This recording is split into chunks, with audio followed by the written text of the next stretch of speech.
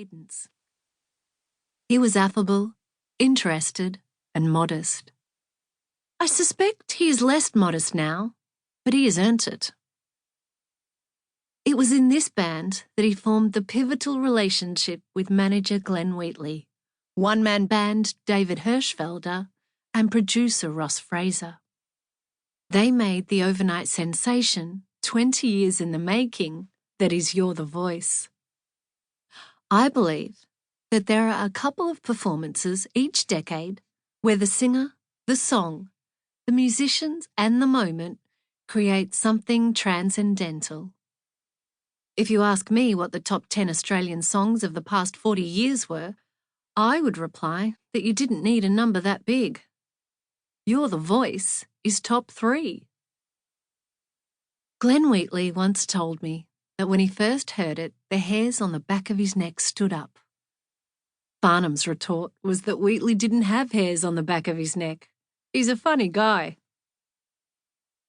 One of the more interesting aspects of being on a live TV variety program is the fly-on-the-wall observation of how a performer behaves off-camera with other performers. Whenever Farnham appeared on the Dick, the Duck and the Dag, you can figure it out, international artists like Tom Jones would always treat him with the greatest respect and appreciation. They knew, even though he was unknown in the rest of the world. Even I love John Farnham. Author's note. When I first told my friends I was writing a biography on John Farnham, they thought I was joking. If I had said any 80s British pop icon or 90s rock group, they would have had no problem accepting it. But Farnsey? It was very out of character. I first became interested in the idea of writing this book when I was presenting music shows on Foxtel.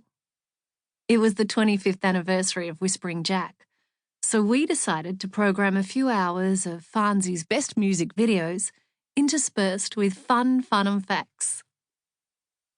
As a child growing up in Australia in the 80s and 90s, I thought this would be a walk in the park, as Farnham's music is part of my own DNA, like every Aussie kid. But as I began researching John's incredible career, I realised how much I didn't know. Here I was, a music journalist for the past 20 years, and my Farnsey knowledge was limited to Sadie, You're the Voice, Whispering Jack, and the albums and mullets that followed. Of course, I knew about the key events, such as his Australian of the Year award and massive 87 ARIA win, his wife Jill, and famous manager Glenn Wheatley. But as I pulled out videos from John's Little River Band phase and early forgotten gems like One, I knew I had some more serious digging to do. I went looking for books about John and couldn't believe there was only one biography, written back in 1989 and now sadly out of print. For a man so accomplished and who'd been part of the Australian music landscape for over 40 years, this seemed almost a travesty. The book was Whispering Jack by Clark Forbes, and I tracked it down on eBay and devoured it. It was a good read, and it helped to shine a light on John's journey from suburban plumber to Australia's biggest singing star of the late 80s.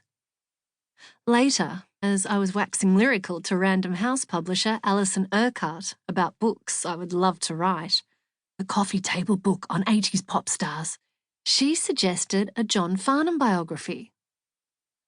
I remember thinking it was a Herculean task that would probably be better suited to one of the many proficient Australian music journalists with a proven track record. Alison wasn't interested in approaching them, as she felt John's career deserved a more considered exploration, and preferably by a woman. It looked like I was in. The big question was where to begin in a career so huge. I decided to start with the obvious. Sadie, the cleaning lady. And once I'd tracked down one of the composers of the song and interviewed him at length, the rest of the book began to take shape fairly organically. I must point out that this book is by no means a definitive history of John Farnham. His life's work is long and his triumphs many. I like to think of this as a career retrospective.